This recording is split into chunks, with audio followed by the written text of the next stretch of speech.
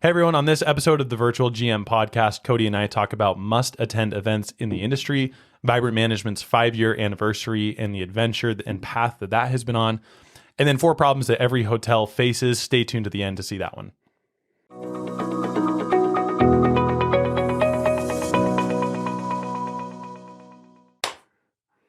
Hey everyone, welcome back to another episode of Virtual GM. I'm your host, Spencer Halford, with co-host Cody Aiden. I guess we're both hosts. Yeah.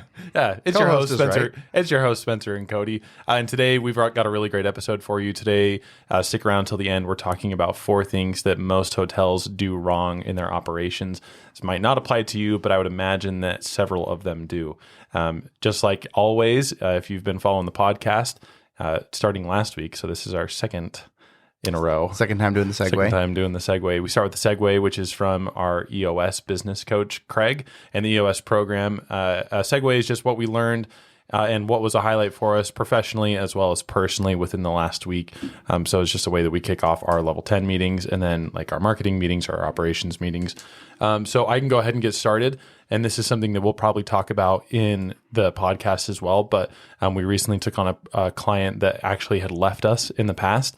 And we have a saying, they always come back. They do always come back. They quite literally always come back. So far, batting 100 on return clients. Correct. We are batting 100 on return clients. If they leave, they come back. Yeah, within a year, usually they're back. Correct. And we really don't have contracts that are terminated that often.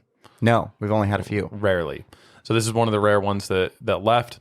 They came back. We'll talk about them a little bit more, but it was really exciting to get them back on the horse. And then personally, I talked about this a little bit on the last podcast. It just happened.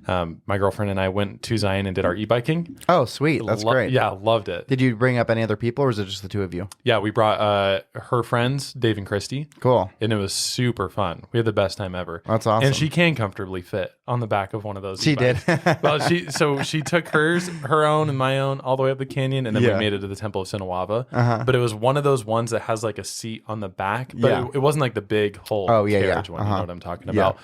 And so she was just like, what would it be like to be on the back? And it had pegs on the side. I didn't know that. So she jumped on and we were riding around and we were like, oh yeah, this is infinitely better. Oh, really? Yeah. Wait, because then you're connected to each other. You can talk. I'm getting like a back rub on the ride and my head's getting scratched. I'm like, oh yeah, we're doing this next time. That's great. So that was amazing. And the weather was perfect. And there was so much snow runoff that there were waterfalls. I can't remember that trail. It's just right before Weeping Rock. It might be Weeping Rock. That we saw 3 different waterfalls. Oh, that's sweet. And I've never seen a waterfall in the canyon. That's awesome. So it was amazing. And one of them was just like gushing. I bet. Yeah. Gushing it's water continue off like the top. that. Yeah. So you could go today and it would be the same way. That's awesome. So it was a great, great week. And where would you recommend people rent e-bikes from anyways? The only place in the canyon actually is Greater Zion e-bikes. You can find it at Canyonland Village and soon next to Deep Creek Coffee. Yeah, we're really excited. Our second location. Absolutely. Check out Greater Zion e-bikes too, because you'll actually be able to see our content coming up within the next week. You can find it on Instagram at Greater Zion e-bikes. There might be an underscore in there somewhere.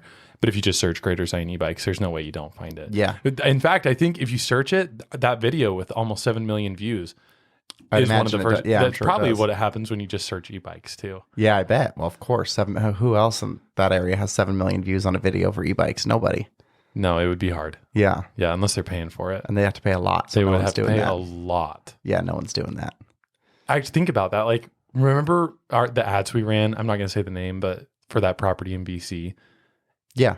Oh, we spent a lot of money, and that was only hundreds of thousands. Yeah, right. Right? Yeah, that's a good point.